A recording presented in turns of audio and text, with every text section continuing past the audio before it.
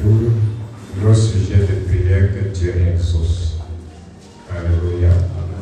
Jour après jour, il témoigne sa présence au milieu de nous. Il manifeste. Alléluia. Il montre qu'il ne nous a pas abandonnés. Malgré les combats, malgré tout ce que l'ennemi dit, l'Éternel est avec nous. Et nous rendons gloire à l'Éternel. Il s'est manifesté à toi. Nous avons prié que la sœur soit délivrée dans de très bonnes conditions. Et il nous a exaucé même au-delà. Alléluia. Nous avons demandé l'enfant, il a multiplié. Pourquoi ne pas le louer? Pourquoi ne pas le célébrer? Alléluia. Il a exaucé au cri de l'Église. Et il a honoré aussi son serviteur. Alléluia.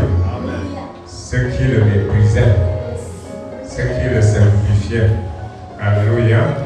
Ceux qui ne voulaient même pas lui donner le nom. Dieu a donné le grand nom. Alléluia. Il a donné le grand nom.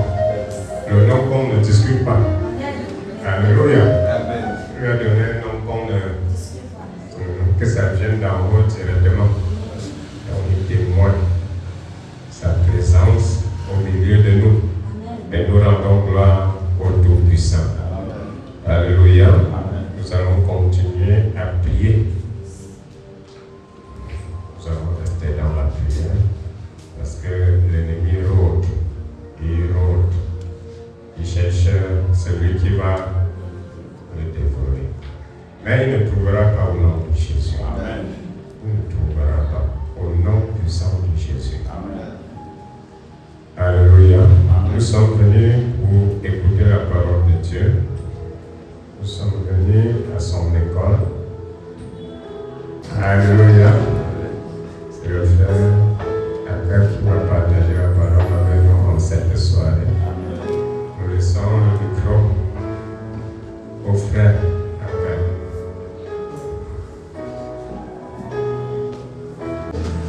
Je remercie Dieu qui nous a accordé le temps d'être dans sa maison en paix et en bonne santé. Je remercie Dieu aussi pour le pasteur et les invités qui m'ont choisi de partager la parole de Dieu aujourd'hui avec vous. On va lire la parole de Dieu dans le livre de Jérémie, 29, 11 à 12.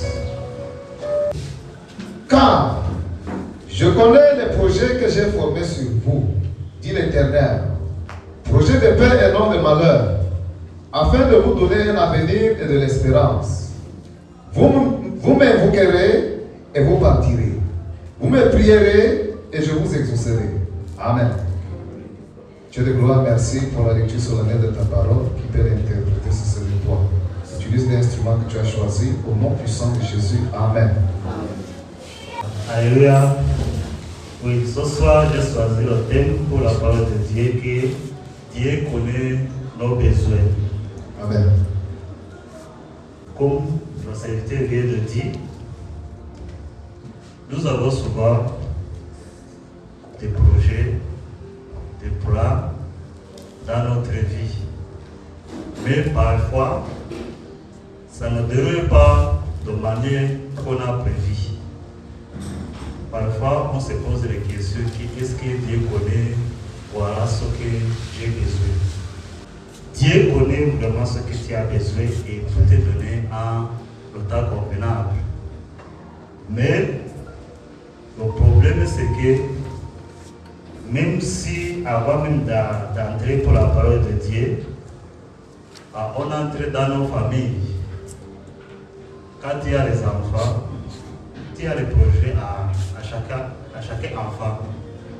Mais tu vas faire une évaluation de tes enfants. Tu dis que à cause, tu choisis un enfant parmi de tous les enfants.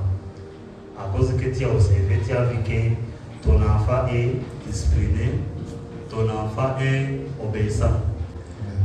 Tu dis que ce que je peux lui donner à cause de ta discipline, de son obéissance, vraiment il peut produire et ça devient beaucoup. Même dans la maison de Dieu, on a souvent des besoins, mais Dieu, il te regarde.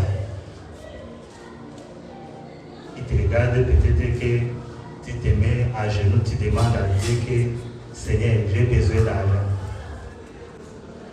Et Dieu va voir, il va regarder que l'argent là vraiment, est-ce que tu es capable de produire. Même dans la vie, quand tu as un projet, tu peux avoir un projet, tu as vraiment travaillé, tu as fait tout, mais tu n'as pas les finances. Ça veut dire quoi? À tout moment, même Dieu peut utiliser quelqu'un pour te financer. Amen. Ça veut dire que dans la maison de Dieu, je voulais vous rappeler qu'on doit être en aide pour avoir ici à nos besoins de nos frères et de nos sœurs. On ne peut pas rester séparés. C'est là-bas que tout le monde va dire que moi je ne veux pas demander seulement à Dieu. Il faut savoir ce que Dieu utilise les gens pour exaucer nos prières. Mais bien aimé, ça veut dire que quoi? Quand on demande quelque chose à Dieu, on doit d'abord regarder notre fondation de vie. Amen. Si notre fondation de vie n'est pas correcte, Dieu ne peut pas nous exaucer. C'est la même chose, même si on construit le bâtiment, c'est si le sol qu'on n'a pas d'abord testé pour voir si le sol est capable de soutenir le poids de la maison va tomber. C'est la même sens que dans la maison de Dieu. Avant qu'on demande à Dieu quelque chose, Dieu connaît vraiment que tu as besoin de belles maisons, tu as besoin de voitures. Est-ce que s'il va te donner la voiture, là, c'est pour faire quoi? Il y a quelqu'un qui va d'abord choisir seulement les belles filles pour mettre dedans pour sortir. Dans ce sens, Dieu ne peut pas t'exaucer tes prières. Même si tu pries le matin, à midi, la nuit va voir que c'est besoins inutiles. Parce qu'il y a des gens toujours on a souvent les besoins inutiles qui ne servent à rien. C'est pour nous détruire plutôt. Dans tout sens, même un élève qui fréquente, si tu as des élèves, bientôt vous allez composer. Il y a quelqu'un, peut-être au lieu de prendre le cahier, Dieu connaît vraiment que tu as besoin de réussite. Amen. Dieu connaît vraiment que tu es ici les mercredi, vendredi et dimanche. Si ta fondation d'étudier n'est pas bien bâtie, tu vas échouer. Ça veut dire que Dieu bénit les efforts. Ne restez pas à la maison dormir, manger, que Dieu connaît que je vais réussir. Tu dois te lever le matin, tu révises. Et maintenant, il y a ceux qui ont souvent les faiblesses. On connaît quand on fréquente, tu peux essayer de mettre quelque chose dans la tête. Dès que tu sors, ça disparaît. C'est là-bas que vraiment tu te mets à genoux, tu te dis Dieu, voilà tous mes efforts, voilà mes faiblesses. Je te prie pour que tu m'accordes, tu m'assistes pour que tout ce que je révise dans mon cahier, j'arrive à retenir dans ma tête. C'est ça que je voulais aussi dire aux élèves que ne viens pas ici mercredi, vendredi, dimanche, parce que bientôt tu vas composer et tu rentres à la maison que j'ai prêché, que Dieu connaît que tu vas réussir. Il faut bien réviser, il faut bien encore répéter tout ce que tu as eu en classe pour réussir. Amen. Sinon, bientôt tu vas commencer à accuser que non. J'ai même, comme le père dit souvent, qu'il n'y a même pas Dieu là-bas, tu vas commencer à accuser qu'il n'y a même pas Dieu là-bas alors que le problème c'est toi. Amen. Parce que la fondation de tes études n'était pas bien faite.